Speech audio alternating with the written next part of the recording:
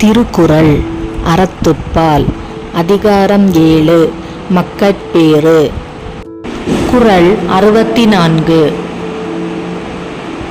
அமிழ்தினும் ஆற்ற இனிதே தம் மக்கள் சிறுகை அளாவிய கூழ்.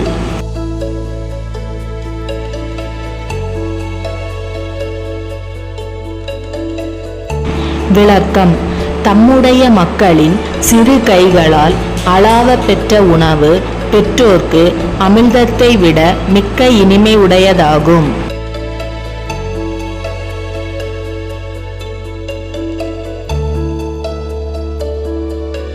அமிழ்தினும் ஆற்ற இனிதே தம் மக்கள் சிறுகை அளாவிய கூழ்.